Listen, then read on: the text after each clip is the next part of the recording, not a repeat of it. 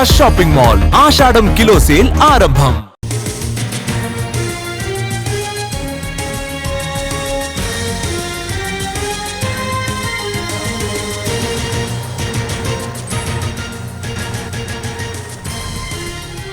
కోల్కతాలో rape and murder కేసుపై supreme court సుమోటోగా విచారణ చేపట్టింది. హత్యాచార ఘటన కేసు దర్యాప్తు, హాస్పిటల్లో దాడిపై ప్రశ్నల వర్షం కురిపిస్తోంది సుప్రీంకోర్టు.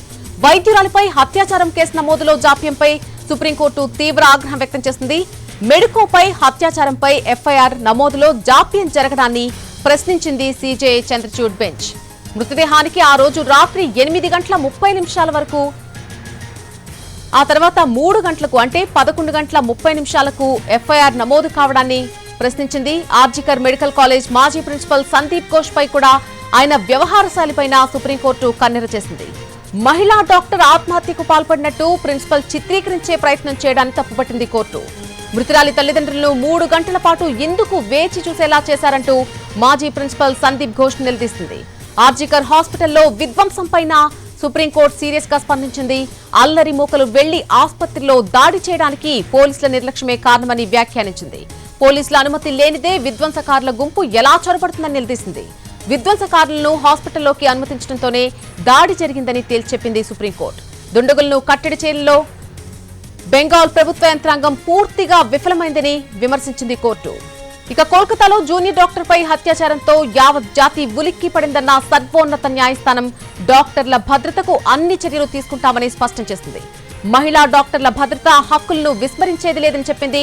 డాక్టర్ల భద్రత కోసం నేషనల్ టాస్క్ ఫోర్స్ ను ప్రకటించారు సీజేఐ. ఇందులో ఏఐజీ డాక్టర్ నాగేశ్వర్ రెడ్డికి చోటు కల్పించారు.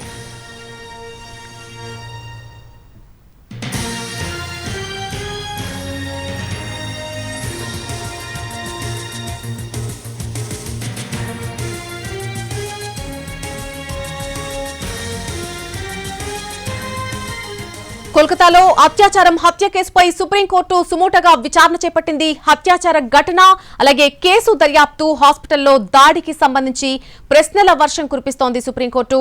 వైద్యురాలిపై హత్యాచారం కేసు నమోదులో జాప్యంపై సుప్రీంకోర్టు తీవ్రంగా ఆగ్రహం వ్యక్తం చేసినట్టుగా తెలుస్తోంది. దీనికి సంబంధించి పూర్తి అప్డేట్ మా ఢిల్లీ ప్రతినిధి రాజు అందిస్తారు. రాజు,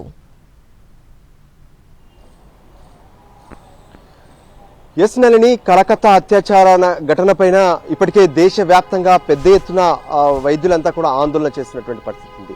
సో ఈ నేపథ్యంలో సుప్రీంకోర్టు ఈ కేసును సుమోటోగా స్వీకరించింది. ఈరోజు విచారణ కూడా చేసింది. ఏదైతే రాష్ట్ర ప్రభుత్వం నుంచి సీనియర్ కౌన్సిల్ కపిల్ సిబల్, దాంతోపాటు కేంద్ర ప్రభుత్వం నుంచి కూడా సోలిసిటర్ జనరల్ హాజరైనటువంటి పరిస్థితి కనిపించింది. అక్కడ జరిగినటువంటి ఘటన పైన విచారణ సందర్భంగా రాష్ట్ర ప్రభుత్వంతో పాటు కేంద్ర ప్రభుత్వాలు సైతం కొన్ని వాస్తవాలను కోర్టు ముందు పెట్టే ప్రయత్నం చేశాయి. అయితే ఈ సందర్భంగా కలకత్తాలో జరిగినటువంటి అంశం పైన కోర్టు దిగ్భ్రాంతి వ్యక్తం చేసినటువంటి పరిస్థితి కనిపించింది. అంతేకాదు ఈ మెడికోకు సంబంధించినటువంటి అంటే డాక్టర్ అత్యాచారానికి సంబంధించినటువంటి విషయంలో దేశం మొత్తం కూడా ఆవేదన వ్యక్తం చేస్తుంది. సో ఈ సమయంలో రాష్ట్రం వ్యవహరించినటువంటి తీరు, రాష్ట్ర ప్రభుత్వ తీరు అనేది సరిగ్గా లేదు అంటూ స్వయంగా chief justice of India D Y Chandrachud స్పష్టం చేసినటువంటి పరిస్థితి కనిపించింది. ముఖ్యంగా ఒక మహిళా డాక్టర్ చనిపోయిన తర్వాత అక్కడ జరుగుతున్నటువంటి పరిస్థితులు కావచ్చు, అత్యాచారానికి గురై ఆమె చనిపోతే అది ఆత్మహత్యగా చిత్రీకరించే ప్రయత్నం కాలేజీకి సంబంధించినటువంటి ప్రిన్సిపల్ ఎలా చేశారు అనే విషయం పైన కూడా ప్రశ్నించినటువంటి పరిస్థితి కనిపించింది. అంతేకాదు అక్కడ ఉన్నటువంటి సాక్ష్యాలన్నింటినీ కూడా పూర్తిగా అంటే వాటన్నిటినీ అక్కడ ఉన్నటువంటి సాక్ష్యాలను తొలగించే ప్రయత్నం కావచ్చు, వాటన్నిటినీ అక్కడ రూపుమాపే ప్రయత్నాలు ఎందుకు జరిగాయనే విషయం పైన కూడా ప్రత్యేకంగా చీఫ్ జస్టిస్ ఆఫ్ ఇండియా ప్రశ్నించడం జరిగింది. 3 వారాల్లోగా అక్కడ ఉన్నటువంటి పరిస్థితుల పైన అంటే ఏదైతే 22వ తేదీ వరకు రాష్ట్ర ప్రభుత్వం దాంతోపాటు అక్కడ ఉన్నటువంటి నివేదిక ఇవ్వాలి, 2 రోజుల్లోగా ఖచ్చితంగా అంటే 22వ తేదీలోగా సిబిఐ సైతం స్టేటస్ కో రిపోర్ట్ ఇవ్వాలని చెప్పి సుప్రీంకోర్టు సర్వోన్నత ధర్మాసనం స్పష్టం చేసినటువంటి పరిస్థితి కనిపించింది. ఇక మరోపక్క ఏదైతే ఇక దేశవ్యాప్తంగా కూడా జరుగుతున్నటువంటి ఆందోళనలు, మెడికల్ కాలేజీల్లో ఉన్నటువంటి ఇబ్బందులు, వీటన్నిటికీ ఖచ్చితంగా నేషనల్ టాస్క్ ఫోర్స్ అనేది కావాలని చెప్పి అభిప్రాయపడుతూనే నేషనల్ టాస్క్ ఫోర్స్ ను కూడా అనౌన్స్ చేశారు. మొత్తం 4 సభ్యులతో కూడినటువంటి ఈ నేషనల్ టాస్క్ ఫోర్స్ లో ప్రత్యేకంగా హైదరాబాద్ కు సంబంధించి ఏషియన్ గ్యాస్ట్రాలజీ ఏదైతే చైర్మన్ గా ఉన్నటువంటి నాగేశ్వర్ రెడ్డి కూడా చోటు దక్కింది. దాంతోపాటు ఎయిమ్స్ డైరెక్టర్ గా ఉన్నటువంటి శ్రీనివాస్ కూడా ఇందులో చోటు దక్కినటువంటి పరిస్థితి కనిపించింది. అయితే ఈ నలుగురు డాక్టర్లతో పాటు ఏదైతే దేశవ్యాప్తంగా ఉన్నటువంటి ఇతర కేటగిరీస్ లో ఉన్నటువంటి మరికొంతమందిని ఎక్స్ అఫిషియో మెంబర్లుగా కూడా చేర్చారు. కేంద్ర హోంశాఖలో ఉన్నటువంటి సెక్రటరీలను దాంతోపాటు మరికొంతమందిని కూడా ఇందులో మెంబర్లుగా చేర్చారు. ప్రధానంగా మెడికల్ కాలేజీల్లో ఉన్నటువంటి పరిస్థితులు ఏంటి, అక్కడ రాత్రిపూట మహిళా డాక్టర్లు పనులు చేస్తున్నటువంటి సమయంలో ఎదుర్కొంటున్నటువంటి ఇబ్బందులేంటి. ముఖ్యంగా చూస్తే ఏదైతే కలకత్తా ఘటనకు సంబంధించి ఆర్జీకర్ ఆసుపత్రి పైన దాదాపు 6,000 మంది దాడికి తెగబడ్డారు. సో అలా ఎలా వచ్చారు అంటే రాష్ట్ర ప్రభుత్వం ఆ సమయంలో ఏం చేస్తుంది, అంతమంది ఆసుపత్రిలో చొరబడినప్పుడు ఏం జరిగింది అనే దాని మీద కూడా సుప్రీంకోర్టు ధర్మాసనం మండిపడ్డటువంటి పరిస్థితి కనిపించింది. హైదరాబాద్తో పాటు తమిళనాడు, కర్ణాటక ఇలా ఎన్నో రాష్ట్రాల్లో కూడా ఎన్నోసార్లు ఆసుపత్రుల్లో దాడులు జరుగుతున్నాయి. ఆ సందర్భంగా డాక్టర్లకు గాయాలు అవడమే కాకుండా డాక్టర్లపై జరుగుతున్నటువంటి దాడుల వల్ల వాళ్ళు వైద్య సేవలు అందించడమే కష్టంగా మారుతున్నటువంటి పరిస్థితి ఉంది. ఇప్పుడు దేశవ్యాప్తంగా ఉన్నటువంటి వైద్యులంతా ఒక టెన్షన్లో ఉన్నారు. తమ సంబంధించినటువంటి అత్యాచారం అంటే ఆసుపత్రిలో ఉన్నటువంటి మహిళా వైద్యులపైన కొంత ప్రధానంగా దృష్టి సారించినటువంటి పరిస్థితి కనిపించింది. మహిళలు 2 రకాల ఒత్తిళ్లు ఎదుర్కొంటున్నారు. ఒకటి సెక్సువల్ ఒత్తిడి అయితే మరోపక్క దాడులకు సంబంధించినటువంటి అంశం. సో ఖచ్చితంగా వీటన్నిటికీ పులి స్టాప్ పెట్టేలా ఏదైతే నేషనల్ టాస్క్ ఫోర్స్ ఉందో ఈ టాస్క్ ఫోర్స్ ప్రాథమికంగా 3 వారాల్లో ఒక నివేదికను కూడా సుప్రీంకోర్టుకి ఇవ్వాలని చెప్పి స్పష్టం చేసినటువంటి పరిస్థితి ఉంది. అందులో టాస్క్ ఫోర్స్ చేయాల్సినటువంటి విధులపైన కూడా స్పష్టత ఇచ్చారు.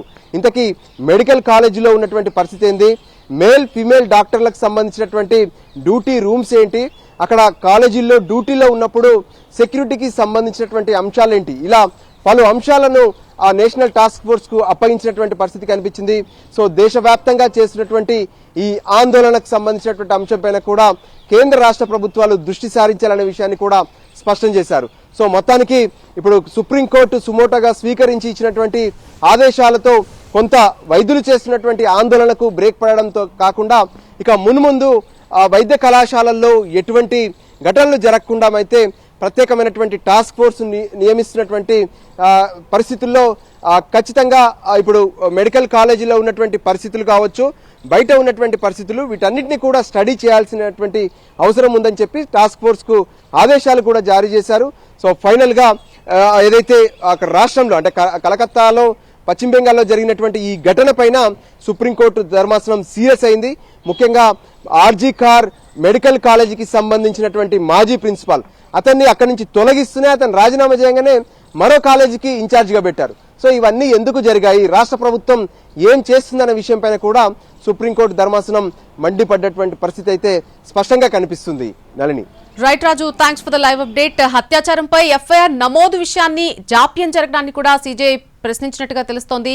మృతదేహానికి ఆ రోజు రాత్రి 8:30 అంత్యక్రియలు జరిగితే ఆ తర్వాత 3 గంటలకు అంటే 11:30 ఎఫ్ఐఆర్ నమోదు కావడానికి కూడా ప్రశ్నించింది కోర్టు.